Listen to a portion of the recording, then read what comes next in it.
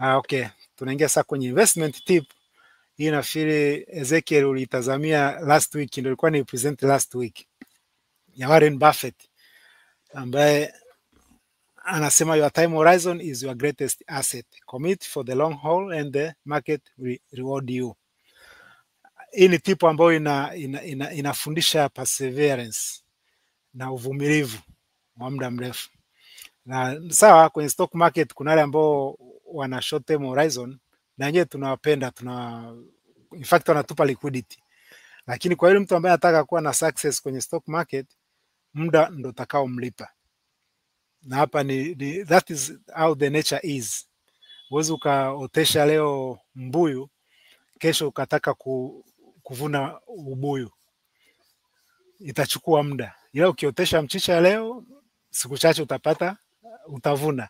Wewe itategemea wewe horizon yako ikoje, na ndio itapima magnitude ya wewe jinsi utakavyofaidi. Kwa baada ya hiyo investment tip, na sasa tuende kwenye focus topic. Sasa labda kama sijaingia kwenye topic, niwaulize kama kuna kitu chochote ambacho mnaweza mkaongezea kwenye geopolitics na kinachoendelea huko duniani. Yeah, Andrew, sijui kama kuna chochote unaweza Hapana. Sina.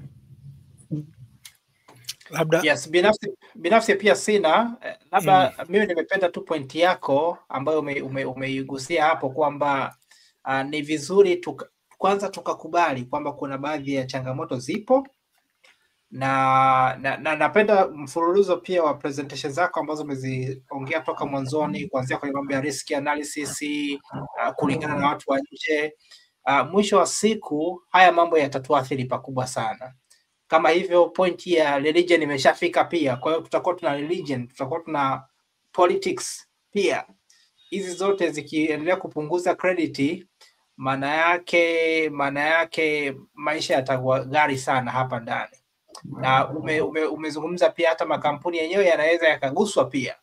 Kwa hiyo yenyewe pia yawezekana prices ikaanza kudrop, hasa yale nadhani ambayo labda yana mchango fulani pia kutoka nje.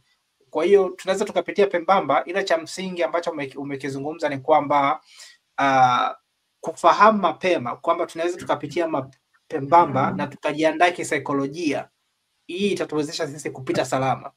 Maana issue sio ugumu unakuja tu, ila issue ni kwamba je, utapita au utabreak in between. Nadhani hiyo ndio difference kubwa. Kwa hiyo kwa kufuatia session kama hizi, at least inaweza ikamsaidia mtu hata akiamka kesho share zake zimetoka 2000 zimedondoka mpaka 300, basi mtu unakaa na amani yako, unakunywa chai inashuka, sio mzee ile sasa umeamka hata chai haishuki tena. Hapo inakuwa issue nyingine. Ya kikubwa mimi naona ni hicho tu. Okay, asante sana. Labda kingine cha kuongezea kwenye geopolitics, nafikiri inaonekana kama Trump anataka kwenda kumpiga Venezuela.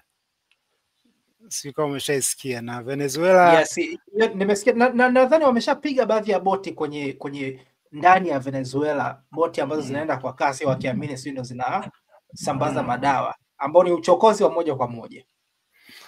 Yeah, kwa sababu sikujua kwamba kumbe Venezuela ana mafuta mengi sana. Wanasema inawezekana na mafuta mengi kuliko hata Saudi Arabia.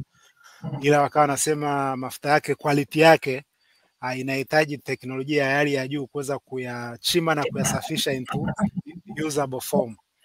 Ana mafuta mengi sana, japo sababu ya kumpiga Venezuela mojawapo nilisikia ilikuwa ya ajabu. Walikuwa wanasema kule Venezuela kuna kituo cha to rig elections. Kwamba kituo cha kuiba kura, wanasema huwa kiko Venezuela. Whether unaiba Marekani, whether unaiba sio wapi huko, wanasema kule kuna center. Sasa Trump akasema anaenda kukipiga hicho kituo. Nikasema ndo mambo ya duniani huko. Bwana. Tuje kwetu. Kwenye topic ya leo, ako kapicha nilikoweka hapo, mnaweza mkanipa ufafanuzi kwa naye kakumbuka na naye kafahamu. Hii naomba na wafuatiliaji kama unakaona vizuri, hebu sema hapo haraka. Mimi nimeshakatambua hako. Ndivyo tu hiyo meli imepinduka hapo, nimeshajua ni wapi. Titanic. Nafikiri sijui kama ni kweli au ilikuwaje. Sisi tumeiona kwenye movie kwamba bendi silikuwa inatumbuiza. Dani anasema naona picha za ndugu zako wanapiga kinanda. Sijui ndio wao wanamaanisha. Ile meli huwa anatuambia kwamba kuwepo na bendi, kwa sababu ile meli silikuwa ya kitajiri, watu walikuwa wanasafiri, wanakunywa, wanalewa, kwa hiyo kuwepo na bendi inapiga. Kwa hiyo anasema mpaka ile point imeshapata ajali, inaanza watu kuokolewa, ile bendi waliambiwa waendelee kupiga, kutumbuiza. Sasa kwenye movie kama unakumbuka, wale wapigaji ule muziki kuna wakati walikuwa wanafika point wanakuwa kama wameganda hivi, afu wanarudia tena ile kiongozi wao anasema endeleeni kuimba. Of course kama ni kweli walizama na hiyo meli kwa sababu hawakupata muda wa kwenda kuokolewa. Sasa hii picha nimeweka hapa makusudi kwamba situation tulionayo tusie tukawa kama hao, kwamba tuashumu kwamba hakuna tatizo tuendelee kupiga kinanda. Ni vizuri tukajihadhari vizuri, ili hata kama tatizo linatokea, in fact sisi wenyewe ndo tutakaookoa hii situation. Ni sisi wenyewe, mimi na wewe, sisi wa Tanzania ndo tutakaoiokoa nchi. Sasa hata kama unawekewa vibano, tunaathirika sisi watu wa kawaida wa chini. Kwa hiyo kutafuta opportunities zilipo, na of course kuna watu wengine ambao hiki tunachokiona kama ni riski ambacho hata Moody's yuko likely kuanza kutu downgrade, lakini kuna watu siku zote wanawekezaga DRC, wanawekezaga wapi huko South Sudan. Kwa hata hapo uwekezaji utaendelea kuwepo. Ni sisi tu kuweza kujifunza jinsi ya kuishi na watu kama ambao ni risk takers, kwa sababu unfortunately sisi hatuna sehemu nyingine ya kwenda, ni hapa Tanzania. Kwenye hii hiki ambacho nataka kupresent leo, ukienda kwenye next page, ni kama meli sasa huko ziwani, unaangalia huko baharini, on the horizon unaona kabisa kuna storm inagather, kama inawezekana kuwepo na mvua. Sasa katika situation kama hii, uwezo ukawa business as usual, kwamba uanze kuendesha kama ulivyozoea. Lazima ndo unaanza kuangalia hivi fuel tank zimejaa mafuta vizuri, labda zile vifaa vyote vya kuendeshea meli vinafanya kazi. In fact hapo ndo nawaamsha manini wanaitwa wale engineer wote, kwamba kila mtu awe kwenye posti yake, kwa sababu hicho unachoenda kuface huko mbele kiko likely kuleta madhara kwenye safari yenu. Ndio maana kwenye slide inayofuatia nimeonyesha sasa, umeshaona kabisa huko kuna mvua, kuna upepo, na kawaida kwenye bahari huko mvua na upepo huwa analeta mawimbi makubwa. Kwa upande wa juu kulia pale pilot anaangalia compass, lakini wale waokoaji kwa upande mwingine wanaangalia life jacket na ikiwezekana anazivaa. Lakini wengine kama ulivyokuwa unasema Ezekiel, huyu wa chini hapo anasali kwamba kama wewe sio driver, sio engineer, lakini unaona huko hali ni mbaya, utafanya nini? Hakuna, ni maombi tu. Ni maombi. Kwa hiyo sasa hata hii fundamental analysis ambayo nataka kuidiscuss leo sio ile ya business as usual. Kama nitakavyoonyesha, hii wanaita top down approach. Sasa ukienda kwenye next slide, unachoanza nacho kwenye this kind of environment na fundamentals katika kipindi kama hiki, unaanza na zile macro filter, zile macroeconomic fundamentals kwanza, kwamba unaanza from top to down. Haitakuwa stock picking. Stock picking hiyo ndio inaitwa bottom up. Hiyo unaweza ukaifanya kwa mazingira ambayo ni mazuri. Unaweza ukaitafuta tatepa, ukaitafuta precision yao, ukaanza kuifanyia analysis. Lakini sasa kwenye mazingira kama sasa hivi, ukifanya hivyo unakuwa kama mbuni ambaye anaficha kichwa kwenye mchanga. Kwa sababu unafanya analysis hujajua kwamba kumbe hata hiyo sekta ambayo unaifanyia hiyo stock picking inawezekana pengine haitakuwepo baada ya ile storm itakapoanza kuhit. Kwa hiyo kitu ambacho unakifanya ni kwamba unaangalia zile macro forces which are currently relevant. Kwa mfano hiyo bullet ya kwanza ni kitu ambacho tumeambiwa juzi, kwamba serikali itaanza kufocus kwenye domestic resources. Na tunajua budget ilipita mwezi wa 7, kuna matumizi makubwa sana kwenye a lot of infrastructure na matumizi mengine ya kimaendeleo, lakini vile vile hata wakati wa kampeni hizi vyama vilikuwa vinatoa ahadi, na chama kilichoshinda kilitoa ahadi nyingi sana ambazo inawezekana ziko in line with hiyo budget ilivyokuwa. Sasa ghafla kunapokuwa na asilimia fulani ambayo pesa hazitakuwepo, hata kama ni asilimia ndogo 10, asilimia 20, ni kwamba zile projects zote kama kweli tunataka kuendelea kuzitimiza, ndio hapo serikali sasa ina turn inward kwa ajili ya government borrowing. Na serikali ikianza kukopa kwa ndani, of course njia moja hapo ni kupandisha kodi ambayo kidogo inachukua muda, lakini government borrowing ndio inakuaga ya haraka sana, na ndio iko likely kuwa kwenye sekta yetu ambayo tunaiongelea capital markets, kwamba bondi zinaweza zikaanza kuwa issued nyingi, na bondi zikianza kuongezeka, the likely outcome ni interest rates sasa zitaanza kupanda. Sasa interest rates zikipanda kwenye economy, sehemu ya kwanza kuhiti ni cost of capital kwa makampuni, kwa sababu cost of funding inaongezeka, na cost of funding ikiongezeka, madhara yake ndio ya crowd out private credit, kwamba ni mazingira ambayo sasa capital nyingi itakuwa inaenda kufund zile government borrowings, na interest rates kwa sababu zimeongezeka, ni kwamba private firms wataanza kushindwa kupata credit au kupata pesa kwa ajili ya investment.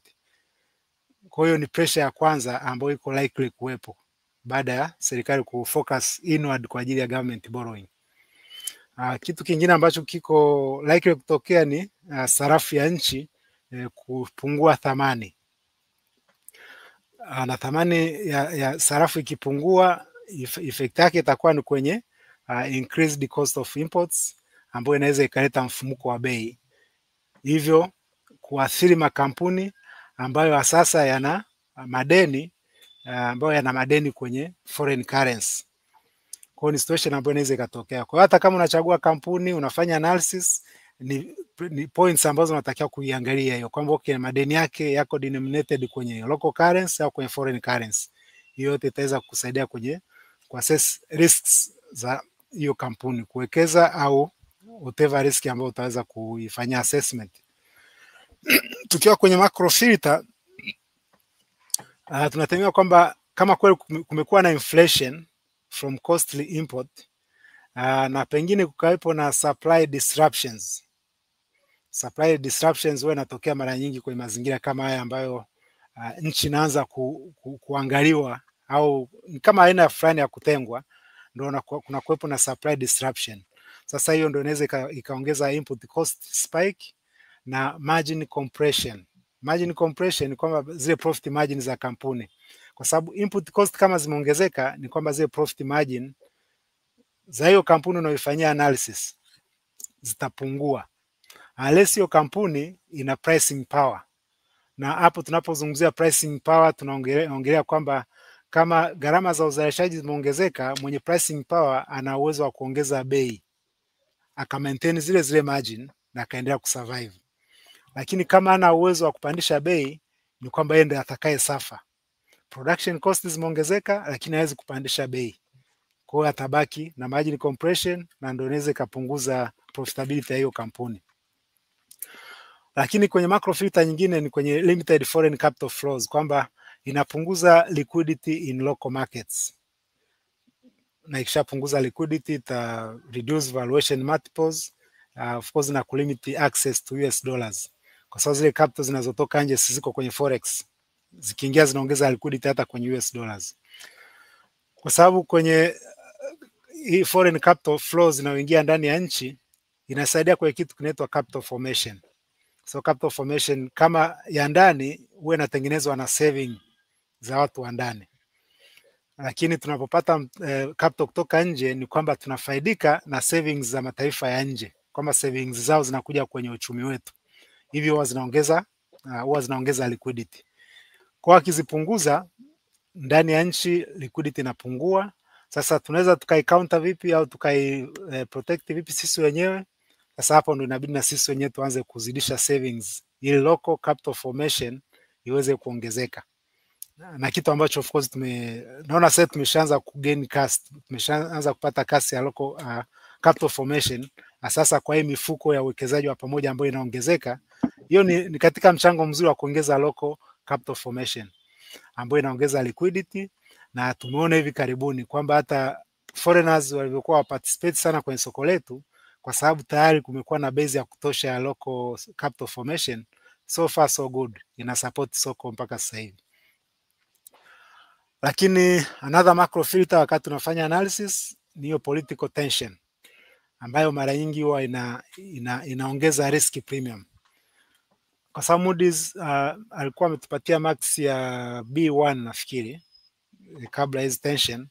Sasa akifanya review, ikitokea ameipunguza ile B1 ikashuka kidogo, ni kwamba mtu anayetaka kuwekeza ndani ya nchi kwa sababu risk imeongezeka atataka yield kubwa zaidi, ndio anaoita risk premium.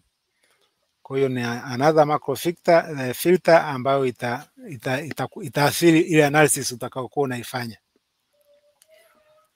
Okay, next slide. Still on macro filter. Kwa hiyo as a conclusion to this point ni kwamba fundamental analysis in such a climate must identify who benefits or who survives and who becomes vulnerable. Kwa wakati unachagua makampuni unajaribu kufilter kwa hizo macro filters kuona ni kampuni ipi ambayo itasurvive au itabenefit, kwa sababu kuna kampuni zinazoweza kubenefit. Sasa kama unafanya good analysis, it's better ku identify zitakazo benefit ili uidandie hiyo meli isiye ikakuacha. Sasa hiyo ilikuwa ni kwenye individual unapofanya hiyo analysis. Sasa at a country level hapa nimejaribu kuweka points fulani ambazo zinaongelea kwamba wakati sisi tunafanya analysis tunatafuta makampuni, labda hata at a country level haya ndio mambo ambayo wanaweza kayafanya kutupitisha salama kwenye ili wimbi ambalo tunataka kupita. Kwamba kuna kama ushakusikia kitu kinaitwa modern monetary theory. Modern monetary theory huwa inapima the degree of monetary sovereignty. Na pia tumezoea kuongelea political sovereignty, tumezoea kuongelea other kind of sovereignty, lakini hata kwenye uchumi wana model zao au theory zao zinazoongelea monetary sovereignty.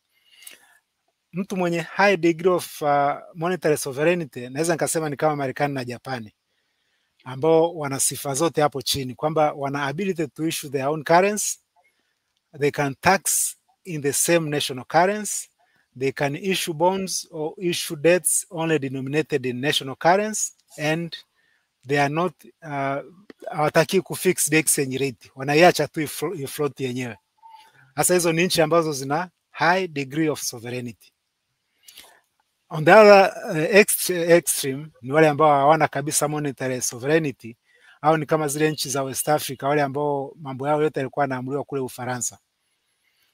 Wale ndio hawana monetary sovereignty. Kwa hiyo wengine wote tuko hapo katikati. Nchi kama Tanzania tuna uwezo wa tuna shilingi yetu.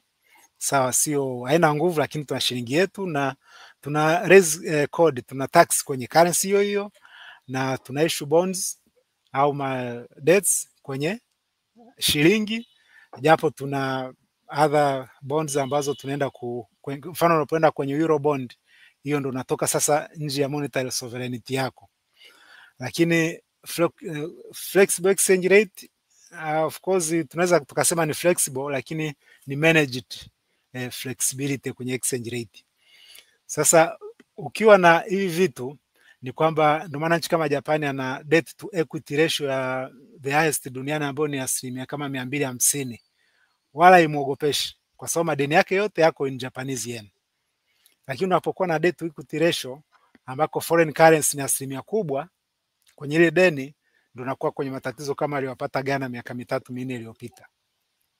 Sasa kwenye the same point next slide, ni kwamba baada ya kuassess our degree of monetary sovereignty, authorities wanaweza wakajaribu kuzuia au wakawa na some policy measures ambazo zinaweza zikaminimize inflationary pressures, ambazo ukimtafuta huyo Profesa Kabudi ambaye nafikiri tushe kumuongelea siku za nyuma, ndio anaye suggest kwamba sasa nchi inaweza ikawa ina issue national currency, yani kwamba kama una monetary sovereignty ni kwamba unaweza ukaissue currency kwa ajili ya kufocus kwenye public projects.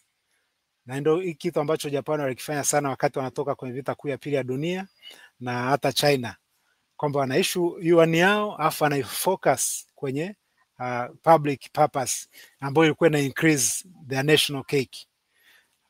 matumizi kama haya, hata kama unasema umeprint pesa, as long as inaenda kuongeza national cake, huwa sio inflationary. Lakini kitu kingine inakufanya sasa uweze kuinvest kwenye productive capacity, kwamba unatumia your sovereign currency kutengeneza your domestic food, energy and logistic infrastructure. Na hii ya domestic food ni kitu cha msingi sana, kwa sababu hata Zimbabwe alipoingia kwenye matatizo ya mfumuko wa bei, tatizo alikuanzia kwamba ameprint pesa nyingi, wala tatizo lilianzia pale kulikuwepo na disruption ya chakula. Kulikuwepo na disruption ya chakula, alafu of course kwa sababu amebanwa alikuwa hapati reliable energy. Kwa ni vitu viwili ambavyo kama mnakumbuka kwenye ile inflation data ni volatile items kwenye inflation ya nchi, ambapo sasa ikishakuwa out of hand ni kwamba hiyo nchi ni vurugu tupu. Lakini kuna strategic public investment ambayo kitu alikifanya sana China, kuinvest kwenye public banks.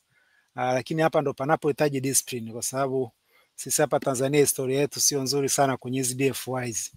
Ndio maana vitu kama THB vilishakufa huko, TIB sijui inatembeaje. Ndio DFYs ambazo in the absence of capital market ambayo haijaendelea, hizi DFYs ndio zinatoa mtaji wa muda mrefu. Sasa with this kind of situation we are in, wakipeleka pesa huko wataweza kuweka discipline kwenye haya mambo, lakini kwenye green energy na essential services in order to build real economic resilience. Of course ya mwisho ni kwenye kufocus kwenye fiscal policy over monetary policy, kwamba kwa uchumi wetu ambao bado hujawa na market nayo ambayo imeendelea sana, hujawa na structure za kimasoko ambazo ni nzuri, ukifocus kwenye interest rates utakuwa unachezea dhana kwenye maisha ya watu. Kumbe unatakiwa kufocus zaidi kwenye fiscal policy ambayo ina invest kwenye specific project, kwenye real resources, kwenye ku-increase production. Ukiongelea interest rate inakuwa ni ya kinadharia ambayo inakuwa na impact inakuwa na negative impact overall kwenye uchumi. Sasa baada ya hiyo macro filter, nimegusa baadhi ya sectors kidogo, kwamba sasa kama kwa mfano unaifanyia analysis na Vodacom. So kwenye hii fundamental analysis, kwenye situation iliyoelezea, huwa kuna sector ambazo they are potentially resilient au ni defensive sectors, kwamba kama ukiinvest kwenye hizo sectors au kwenye makampuni, kuna possibility yakaweza kuwithstand hiyo whatever storm you are going through. Sasa kwa mfano kama Vodacom au kampuni yote ambayo unataka kuifanyia hiyo fundamental analysis, angalia cash flow yake ikoje. Na Vodacom ni kampuni moja hapa ambayo ina high recurring cash flow. Na mnafahamu yani kwamba hata hapa tunapoongea, kama unatumia data ambayo iko chini ya Vodacom, kuna points hapo zinaenda kwa Vodacom, kuna pesa zinaingia hapo. Unapiga simu, kuna pesa zinaingia. Kwa unakuta tayari ana platform ambayo inakuwa inampa cash flow, whether amejifungia ndani, whether mnafanya nini, kuna cash flow inaenda huko kwake. Kwa hiyo ni sector au ni kampuni ambayo iko kwenye sector ambayo iko defensive. Sasa kwenye kampuni au kwenye hiyo analysis inabidi uangalie how defensive, how dependent they are on forex inputs. Hapa nimeweka US dollar, lakini ni forex inputs kwa ujumla, kwa sababu kama unategemea sana kuwa na inputs denominated in foreign currency, na nimeshaelezea kwamba kuna possibility ya shilingi kupoteza thamani, ni kwamba direct itakuwa inaenda kuhiti kwenye margin zako. Kwa ifanyia analysis uone kwenye input cost au input composition ni kiasi gani kiko denominated in foreign currency.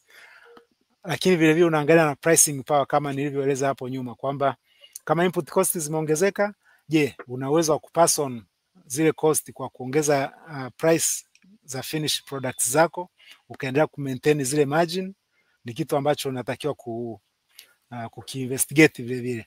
Lakini kingine ni kama how heavily that company is to interest rate sensitivity. Sasa Vodacom nafikiri tushaiongelea last time. Next slide nijaribu kuonyesha baadhi ya slide ambazo tulizipitia siku za nyuma. Upande wa kulia hiyo pie chart inaonyesha upande wa revenue, na upande mwingine ni upande wa input cost. Ukiangalia vizuri upande wa revenue composition, Mobile data na M-Pesa revenue ndo sehemu kubwa sana ya revenue kama tulivyoongelea last time, lakini of course hata kwenye mobile voice na huku sehemu nyingine huko kote ana revenue nyingi. Kwa hiyo ni high, cash flow yake ni nzuri na ni kubwa, ila ukifanyia analysis unakuta almost cash flow yake yote iko ni Tanzanian shillings. Mfano mwaka as of March total revenue zao zilikuwa about 1.5 trillion.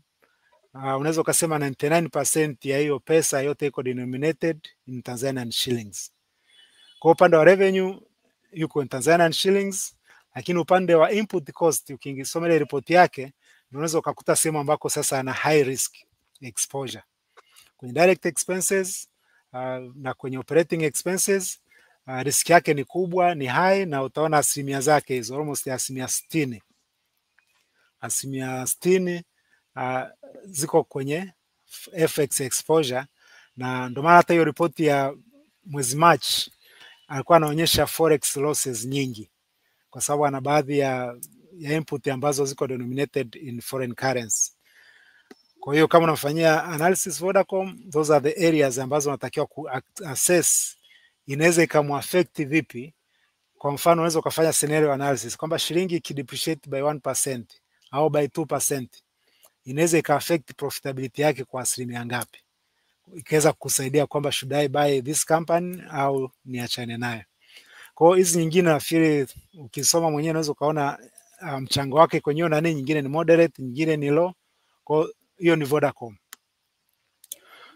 Sekta nyingine defensive, potential defensive, tuangalie banking sector. Banking sector ambayo kwa miaka 5 iliyopita nafikiri wawekezaji wengi ndio wameifurahia sana kwa bei zilivyoongezeka, ilivyonufaisha. Of course wachache waliochelewa kuingia kwenye mchezo wameumia kidogo, lakini sasa hapa tunaangalia long term. How defensive the banking sector is. Kama interest rates zikiongezeka au kama inflation ikiongezeka. Sehemu kubwa ya kwanza ni kwenye interest rates, kwa sababu biashara kubwa ya benki ni biashara ya pesa. Na price of money ni interest rate. Kwa interest rates zinapoongezeka, initially inaonekana kama interest rate can widen net interest margin. Na net interest margin ni ile tofauti kati ya interest income on loans na interest paid on deposits ukigawanya kwa interest earning assets, kwamba NIM inavyokuwa kubwa inaonyesha kwamba kuna profitability kwenye hiyo benki. Kwa hiyo in the first place unaweza ukasema interest rates zikiongezeka banking sector watakuwa the winners, lakini kuna hiyo caution kwamba there will be winners up to credit quality itakapokuwa ni nzuri kwenye economy. Kwa sababu kama credit health ikiweaken ni kwamba mikopo chechefu itaanza kuongezeka, ndio NPL. Alafu benki itaanza kufanya provisions kubwa, provision for mikopo chechefu itaanza kuongezeka. Matokeo yake faida itapungua. Kwa hiyo unaweza ukakuta NIM kwenye vitabu inaonekana ni kubwa, lakini faida ya hiyo kampuni inashuka. Ndio maana regulators wengi wanaona kabisa kwamba high rates huwa ni risk for financial instability. Kwa sababu ndio vitu kama hivi ukishaviona kabla vijatokea, ndio hapo sasa mamlaka wanaweza kaona ni jinsi gani preemptively wanaweza kaiandaa hata banking sector iweze kuwa resilient na iweze kuwa defensive kwenye kipindi ambacho tunakipitia kama interest rates zikiongezeka. Nafikiri of course hapo kwa kuweka CRDB na NMB sija recommend kwamba labda ndo benki nzuri, nimeziweka tu kwa sababu ndo benki kubwa, lakini nafikiri kuna disclaimer ambayo nilikuwa sijatoa mwanzoni kwamba hapa tunapeana taarifa tu, sio kama ni investment advice. Kwa hiyo wakati tunaziangalia benki, angalia benki ambayo ina low FX exposure na high capital adequacy ratios na diversified loan book. Hizo ndo benki nzuri ambazo unaweza ukasema ziko defensive. Low forex exposure kwa benki mara nyingi ni zile benki ambazo unakuta zimechukua mikopo. Maana benki nyingi kwenye kufandi upande wa liability au kwenye kutafuta pesa kwa ajili ya kukuza balance sheet ili uweze kutoa mikopo mingi, benki nyingine huwa wanatoa mikopo, wanakopa in foreign currency. Kwa sasa angalia mizania au balance sheet ya hiyo benki kuangalia hiyo exposure walionayo kwenye mikopo. Lakini capital adequacy, angalia zile asilimia za capital adequacy, zile regulatory capital na zile capital walizonazo, kuona kama wana buffer ya kutosha. Ndio itakusaidia kujua kwamba hiyo benki itaweza kupenya kwenye matatizo. Lakini vile vile na diversified loan book, kwamba amekopesha, benki ambayo imekopesha kwenye sectors tofauti tofauti, yuko likely kuwa defensive, kwa sababu sio sekta zote ambazo hazitafanya vizuri kipindi kama hiki. Kuna sekta zitaweza kufanya vizuri. Kwa hicho ndo kitu ambacho unaweza kukiangalia kwenye banking analysis. Na slide ya mwisho kwenye banking sector ilikuwa inaongelea, of course sasa hizi ni nyingine, export oriented sectors. Kwenye soko letu au DSE kwa sasa hivi hatuna gold mining company, hatuna agriculture exporters, kwa sababu ndo ziko likely kubenefit kwa shilingi kama iki lose value. Kwa zile export revenue zitakuwa ni nyingi zaidi kama shilingi ikipoteza thamani. Kwa hiyo unakuwa na natural hedge against foreign exchange risk. Sasa hapo nimeuliza swali, naomba msinitupie mawe. Jatu bado yuko listed sokoni. Kwa hiyo na modo yake alikuwa anakusanya chakula kuuza labda na kwa ajili ya export. Sasa this could be time ambayo Jatu anaweza akatoka kuwa gray hapo unavyomuonyesha, akawa on the limelight. Lakini nimeweka picha nyingine hapo, Twiga Minerals Corporation. Hii ni kampuni ya Barrick Gold Corporation ambao zamani walikuwa wanaitwa Acacia, walikuwa cross listed kwenye soko letu, baadaye wakabadilisha uongozi. Kwa kuna stake ya serikali kwenye kampuni, labda miaka 2-3 inayokuja na yeye anaweza kaja kulist sokoni, na hivyo kutoa opportunity kwa wawekezaji kufaidi na kampuni kama hiyo. Kwa sababu kwa performance ya gold siku chache zilizopita na film naifahamu. Kwa hiyo ni kampuni ambayo ilikuwa ina mint money. Kwa kama una export oriented sector, iko likely ku benefit kwenye mazingira ambayo tunaingia. Kwenye slide inayofuatia sasa, hizi nimejaribu kuonyesha high risk sectors ambazo kwa DSE na pia tuna construction na real estate. Lakini going forward, you never know, miaka 2-3 inayokuja tunaweza tukawa na makampuni kama hayo. Kwa hiyo makampuni kama hayo yako very sensitive to interest rate changes. Kwa borrowing costs zikiongezeka na squeeze sana ina squeeze sana profit margins za kampuni kama hiyo, na kwa sababu zinategemea sana kwenye lakini Fortius, kama naweza nikauliza swali, nimeona Rais Mwinyi Zanzibar anaonesha kwamba kuna construction kubwa inafanyika.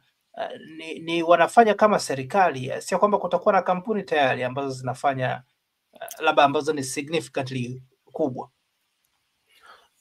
Ni kweli kwa upande wa Zanzibar, miaka 4 iliyopita kumekuwa na a lot of construction activities ambazo serikali yenyewe inagharimia, lakini most of the companies ambazo zinajenga nyingi ni za kutoka nje. Sasa hizo hatujapata bahati ya kuwa na kampuni ambayo iko listed sokoni, ambako hapa tunavyoongea mtu anaweza akasema should I invest in that company or otherwise. Yes. Okay, sawa. Labda in future ikitokea kampuni kama hiyo ikaingia sokoni, hizo ndo risks ambazo unatakiwa uzijue, kwamba kutokea na ziko sensitive sana kwa interest rate changes. Retail and consumer discretionary, na hizi ni sekta nyingine ambazo ziko high risk kwenye mazingira interest rate zinapobadilika, na sasa kunapokuwa na inflation, kwa sababu inflation inakula sana purchasing power ya consumers. Kwa kama uko kwenye hiyo area na watu sana purchasing power ikishuka, mtu unapunguza portion. Kama ulikuwa unanunua kilo 2, unaanza kununua kilo 1.5. Sasa ukipunguza consumption, anayeathirika ni yule ambaye yuko kwenye hiyo biashara. Lakini hata hizi zinaitwa highly leveraged companies, na zenyewe zinakuwa affected sana na mabadiliko ya interest rate au exchange rate, sarafu ya nchi kupungua thamani. Zinaathirika sana kampuni kama hizo. Nafikiri tuliona Tanga Cement ambavyo imestruggle sana kipindi ambacho interest rates zimeongezeka, ambako ilikuwa inaitafuna sana in terms of earnings. Kwa kama unaifanyia analysis ya kampuni, wakati tuna study kama nitakavyoonyesha kule mwishoni ile balance sheet, angalie hizi sifa, yani kwamba leverage ratio zikoje, kuweza kujua how sensitive that company is kwenye mambo ya interest rate au foreign exchange changes.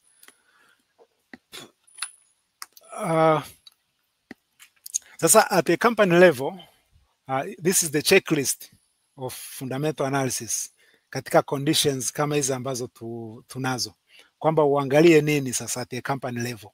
Tumeshatoka kwenye macro filter, tumekuja kidogo kwenye industry na nini, sasa tuangalie kwenye company level checklist. Sasa kwamba umeshajua environment ikoje, balance sheet iko hapo mezani, ni vitu gani unavyoviangalia.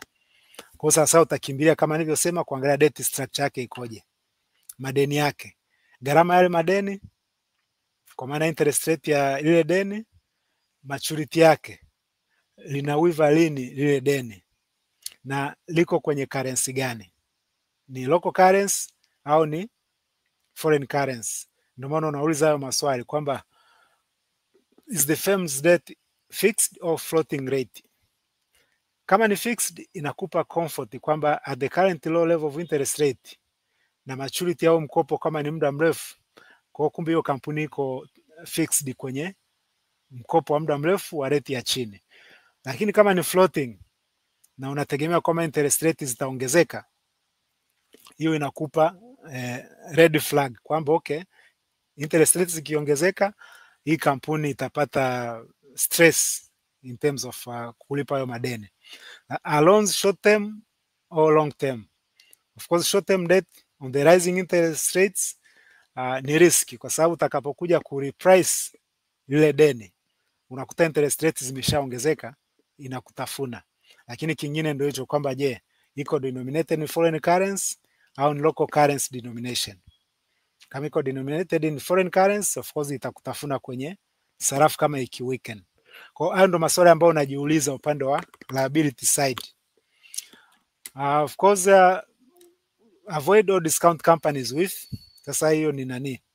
Ni ushauri tu wa haraka haraka kwamba you should stay away from high floating rate debt. Kampuni ambayo ina floating rate na unategemea interest rate zitaongezeka, hiyo kidogo itabidi ujiulize mara mbili. Lakini na high short term rollover risk, kwamba kama mikopo ni short term, ni kwamba ikimachua anatakiwa ku rollover, kwa na rollover risk, kwamba ata rollover kwa rate ya juu au pengine inawezekana hata asipate, asiweze kupata mtu wa kumkopesha, kwa sababu kumbuka risk zimeongezeka kwa hiyo mtu. Lakini sasa angalia kampuni, inawezekana ina US borrowings. Je, ina USD revenues? Kwa maana inawezekana una borrowings in terms of foreign currency. Kama huna revenues in US currency, ni kwamba una FX risk exposure kubwa. Lakini kama una US borrowings, una deni ambalo liko denominated in US dollars, lakini una revenue significant fund ni amount unazipata in terms of US dollar, ni kwamba wewe pale unakuwa na wanahitaji natural hedge, kwamba uko mbele hutahitaji kuingia sokoni kununua hizo forex, kwa sababu tayari unazipata kwenye biashara zako. Slide inayofuatia nafikiri kuna hii exposure to imported inputs. Ngoja na mimi niweke umeme, naona computer imenani kidogo, imenipa red flag. Sawa sawa, wakati unaweka umeme naona watu wamekaa kimya. Shule ya leo iko serious kidogo. Jamani, haya ndo mambo wataalamu wetu wanaangaliaga kutupatia zile analysis. Nipate comment. Naona watu wametulia, hakuna maswali, yuko tu bwana Von Deke ndio amechangamka hapa. Tupate maswali na comment. Mnaonaje so far, darasa linapanda jamani? Karibu Mr. Fordes. Asante sana. Kwa kitu kingine cha kuangalia ni exposure ya hiyo kampuni to imported inputs, ambao of course yuko kule nyuma nishaielezea kwamba kama kampuni yako inategemea sana imported inputs na sarafu ya hiyo nchi ikapotea, ikashuka, ni kwamba imports zako zitakuwa expensive. Kwa hiyo kampuni kama hiyo, sasa hii ni kwa kampuni kama kuna mtu mwenye biashara ambayo anaona kabisa inategemea imported imports, ni kufikiria kutafuta local sourcing. Kwa hiyo kama unaifanyia kampuni analysis, jaribu kuassess, je, hii kampuni inaweza ikasubstitute hizo imported inputs kwa local sourcing, na je, ina cost control capability, kwamba inaweza ina uwezo wa hali ikiwa mbaya inaweza ikajibana sana ika control cost. And of course hiyo bullet ya tatu ndio hiyo ability to substitute imports, kwamba hiyo kampuni ina huo uwezo ili iendelee kufunction. Kama imports zimekuwa expensive, ina uwezo wa kusubstitute hizo imports na ikaendelea kuzalisha. Na je, kama ina long term supply contracts. Long term supply contracts hii at least inakupa assurance kwamba jamaa ataendelea kuwa na revenues, kwa sababu ana supply contracts, na kwenye supply contracts kutakuwepo na bei. Itakupa picha kwamba okay, to what extent bei zinaweza, input costs zinaweza zikapanda kabla zijaanza kumtafuna kwenye hiyo mikataba aliyonayo. Kwa companies highly reliant on imported fuel, machinery parts, chemicals or electronics will see margin compression. Kwa hizi ni sifa ambazo utaziangalia kwenye kampuni wakati unaifanyia analysis. Next slide. Nani huyu bwana Nkung anasema Nicole, mnaionaje? Is it the right time to buy and hold? Mimi naomba nikurudishie leo kijiti kwa presentation ya leo ambavyo inashushwa. Naomba upate daftari lako pale, hebu chora hizi alama, alafu wewe utatupa jibu la kwanza. Unaonaje kwa hizi pointi za leo? Okay, nafikiri hapa pricing power and elasticity. Hii nafikiri nishaitaja kidogo mwanzoni kwamba kampuni ambayo ina pricing power na elasticity, kwa wale wachumi nafikiri wanafahamu elasticity ni zile products ambazo ziko sensitive to bei kupanda na kushuka. Kama bidhaa zako ni inelastic, ni kwamba una uwezo wa kuongeza bei kwa kiwango kikubwa bila kuathiri manunuzi ya ile bidhaa. Lakini kama bidhaa zako ziko more elastic, ni kwamba a small percentage increase in price inawapoteza wateja, pengine wanakimbia kwenda sehemu nyingine. Kwa hapo ndo wachumi wanapoingia kuangalia biashara zako, elasticity ya product zako ikoje, ndio itakao determine pricing power yako. Ndio inaelezea sasa kwamba how easily can a company pass on higher cost to customers. Kitu ambacho inabidi ukae na analyst wako muiangalie hiyo kampuni kwamba inawezaje kumeza hizo cost na kuzipass over kwa wateja bila kuathiri ile market share yake. Cost strong pricing power inatokana na kampuni ikiwa na market share kubwa, ni kitu cha kuangalia. Ndio maana sasa hivi tunapoongelea kampuni yote, what is your market share, ni swali muhimu sana la kujua, kuweza kudetermine kwamba pricing power huyo mtu ikoje. Au bidhaa, how essential they are kwenye economy. Kama bidhaa zake ni essential products, ni kwamba hata demand yake wachumi wanasema ni inelastic demand, kama ni essential products. Kwa hiyo mtu anaweza kupandisha bei still akaendelea kuuza hizo bidhaa zake. Lakini vile vile na kuangalia competition ikoje. Kama competition ni ndogo, huyo mtu ana uwezo wa kucheza na bei bila matatizo. Kwa hiyo ndio hiyo, wakati unafanya fundamental analysis kwenye zile SWOT analysis na competitive analysis, ndio sehemu utakapopata majibu kuhusu how competitive that industry is. Kuna kuangalia regulated pass-through frameworks. Kuna baadhi ya makampuni ambazo yako regulated, hawezi kupandisha bei wenyewe. Nafikiri baadhi ya makampuni kama of course yako listed. Puma ingekuwa listed, tunajua kabisa kwamba wenyewe wanapewa bei elekezi ya mafuta. Kwa hiyo inakusaidia, hizi points zote zinakusaidia kuweza kujua hiyo kampuni pricing power yake ikoje. Next slide. Sasa hiyo huwa anasemaga cash is the king. Unaangalia cash flow robustness ikoje. Na ndio hiki kipindi ambacho katika zile statements tatu za finance ambao ni income statement, balance sheet na cash flow. Hiki ndio kipindi ambacho balance sheet unaiangalia kidogo, lakini mara nyingi unakimbilia kwenye cash flow statement. Kwa sababu cash flow survival matters more than profits. Kipindi kama hiki. kwamba sawa, inawezekana profits unazo kwa sababu umeuza sana. Sasa wale unaowauzia hawana uwezo wa kukulipa, wewe umeshairekodi kama ni sales, profit itaonekana ipo, lakini wale jamaa wana uwezo wa kukulipa. Ukirudi kwenye cash flow uko negative, watu wanataka mishahara, rent inatakiwa kulipwa. Sasa utaenda kwa wafanyakazi useme mwaka huu tumetengeneza super profit wakati wenyewe hujawalipa mshahara.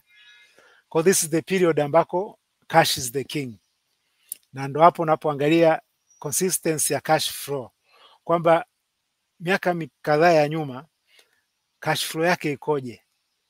Huyu jamaa ana positive cash flow muda mrefu au imeibuka miaka miwili mitatu iliyopita? Kwa sababu kama imeibuka ghafla, ndio unatakiwa upime going forward kwamba je, kuna kitu gani kimetokea? Ni good management kwenye CCC, hiyo cash conversion cycle, au kuna efficiency ambayo imeongezeka? Ndio itakayokupa comfort kwamba huyu jamaa biashara yake ni ndogo, biashara yake ni nzuri kwa sababu cash management yake ni nzuri.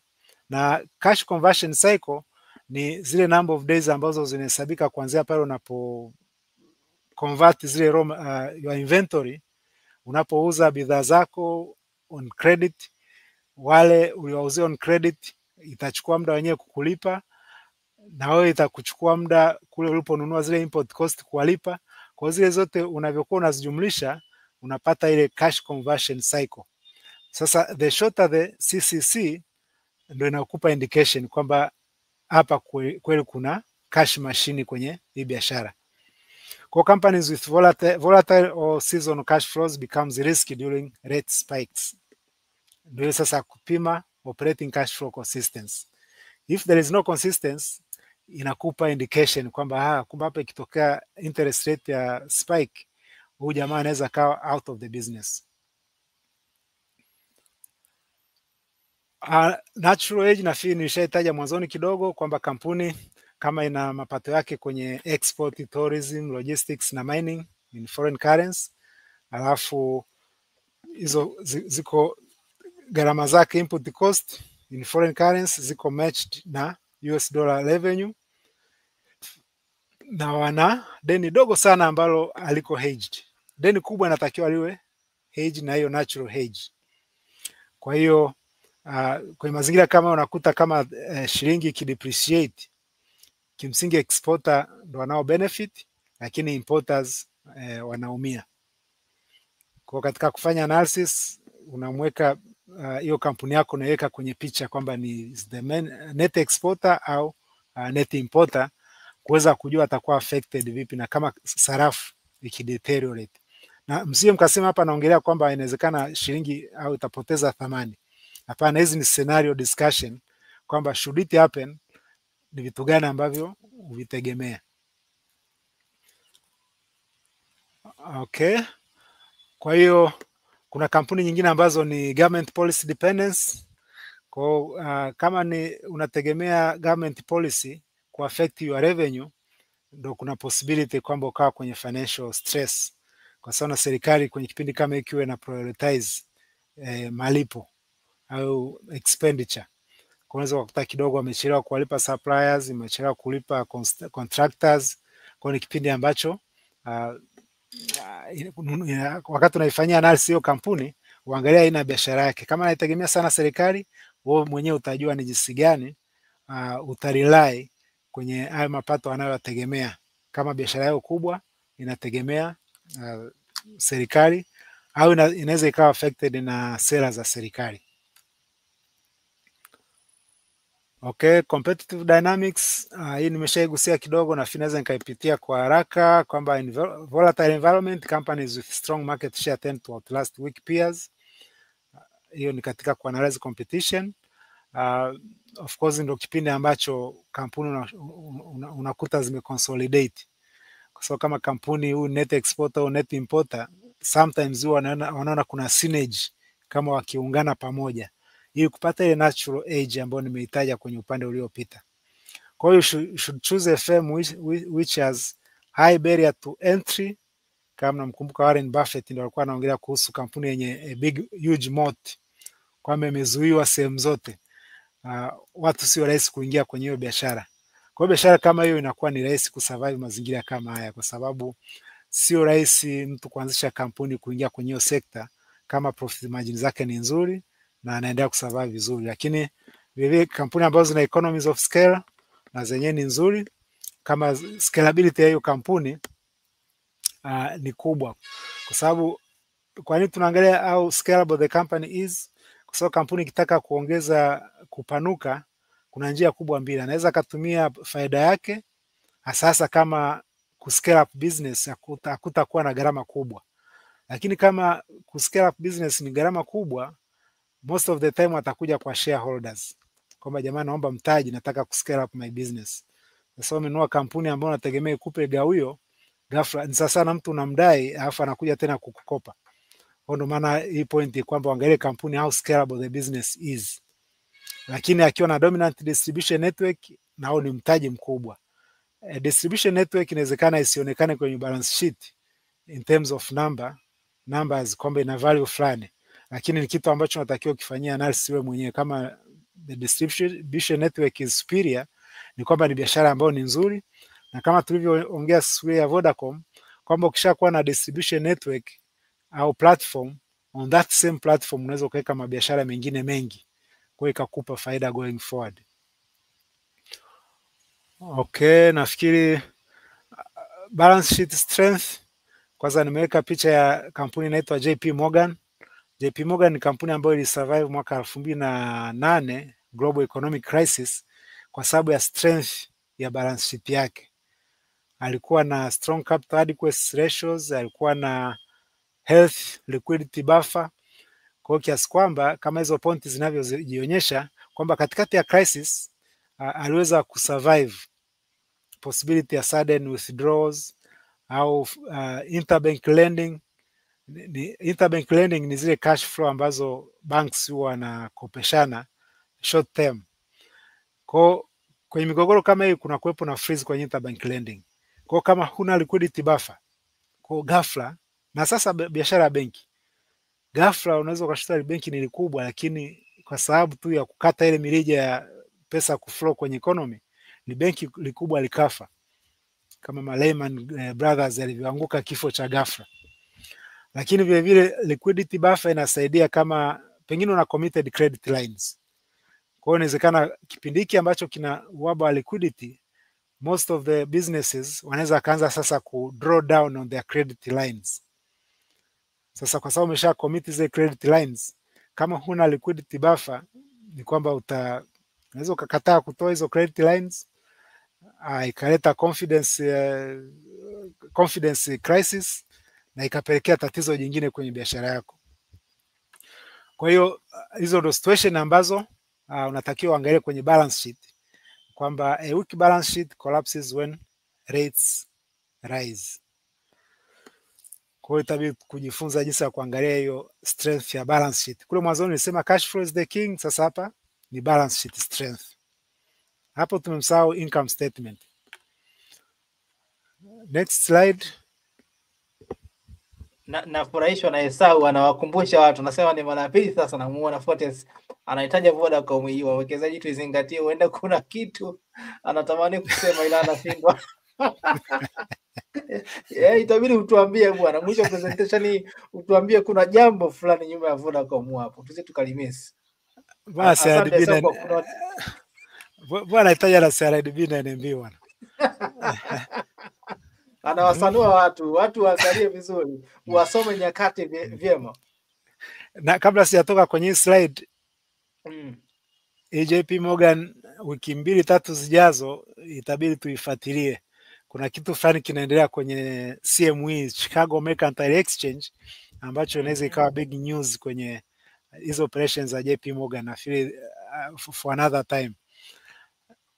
Sasa kwenye slide inayofuatia sasa, ambako umeshafanya analysis zote quantitatively, ndio unakuja sasa kuiangalia management, quality yake ikoje na governance yake ikoje. Nafikiri nimeweka picha ambayo tumeshaizoea hapa ya huyu jamaa ambaye alisema alifanya kila kitu vizuri lakini kampuni ikapotea. It is for this purpose ambako sasa wewe na analyst wako yale maneno tunayoambiwa na CEO wetu haya makampuni inabidi tuweke pembeni sasa tuweze kufanya assessment yetu wenyewe. Tumuulize labda kama ni NMB au CRDB kwamba okay, situation iko hivi, mnaonaje going forward? Watuambie katika language yao. Openness of reporting. Of course, kama kuna track record kwamba walipita vipi kwenye past crisis, na yenyewe inaweza ikawa lesson nzuri, na kuangalia dividend consistency, kwa sababu dividend consistency inaelezea kitu fulani kwenye management. Lakini vile vile kuna ability to navigate regulatory shifts, kwa sababu kwenye mazingira kama hayo kuna kuwepo na some regulatory changes.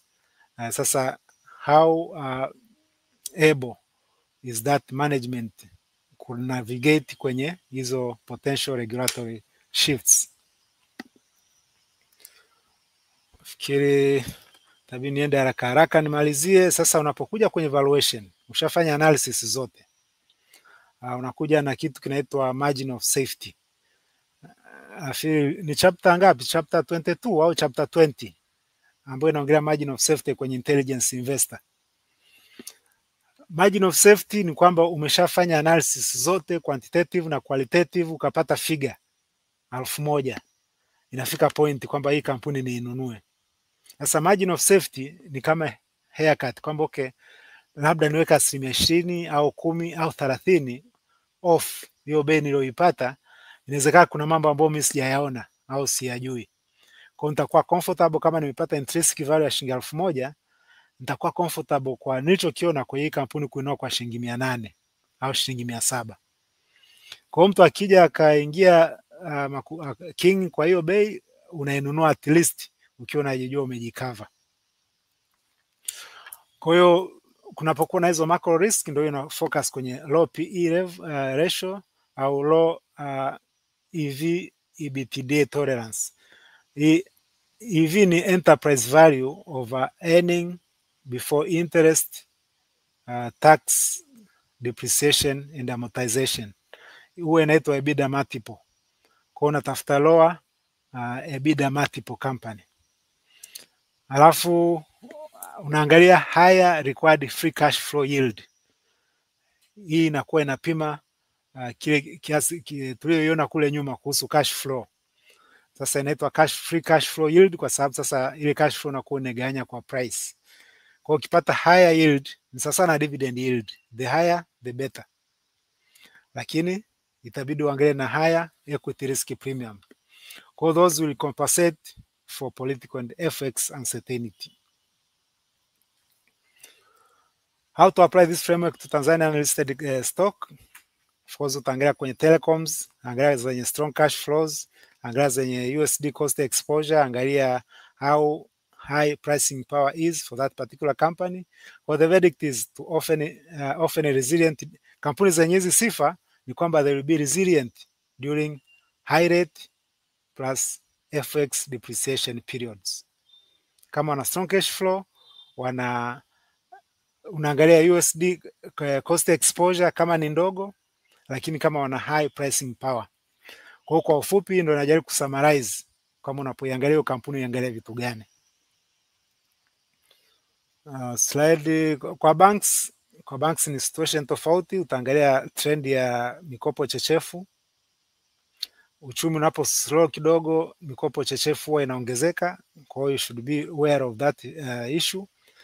Lakini kwa mwaka huu tulikuwa tunaona uchumi wetu unakuwa vizuri. Kota hii tuliopo walikuwa wasema utakuwa kwa 6.9. Kama tungeendelea au tukiendelea na hii trend, ni kwamba NPL haziwezi kuwa tishio.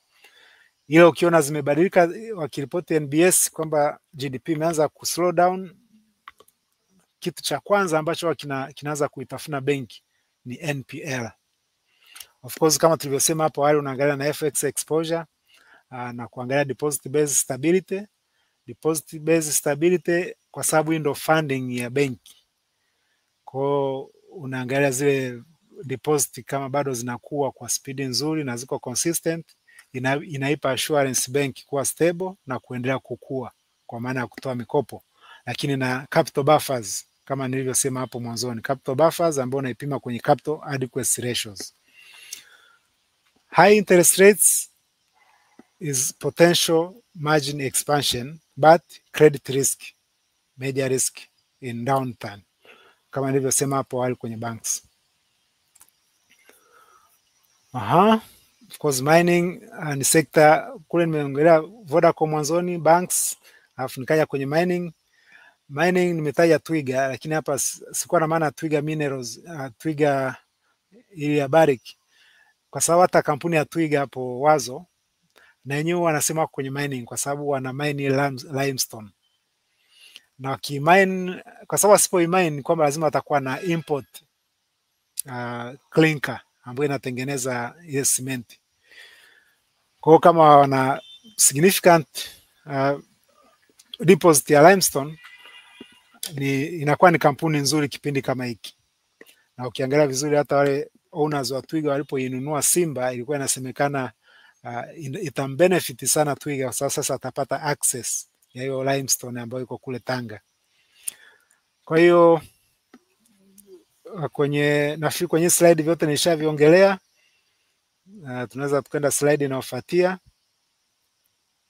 Kwenye industrial na manufacturing, kampuni washindi ni wale ambao wana local input sourcing, ambao watakuwa affected na foreign currency, lakini kama wana strong brands kama breweries au cement, na yenyewe itawasaidia. Lakini losers ni kampuni ambazo zinategemea sana kwenye imported inputs. Kama unaagiza mafuta, chemicals na packaging, ni kwamba uko likely kuwa losers. Uko likely kuwa loser kwenye kipindi kama hiki.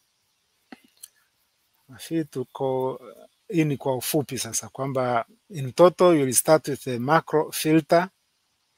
Unaangalia balance sheet quality, unaangalia earnings resilience, unaangalia cash flow and pricing power analysis, unafanya stress test kwa maana ya foreign currency. Alafu baadaye unafanya ile valuation discipline kuweza kujua kwamba hii kampuni niendelee kuwa nayo au nisubiri itashuka mpaka wapi. Nafikiri fundamental analysis doesn't force a buy, kwamba ukishafanya fundamental analysis haikulazimishi kwamba lazima ununue at that price au matokeo uliyoyapata, isipokuwa inakusaidia kuzuia makosa ya dhahiri.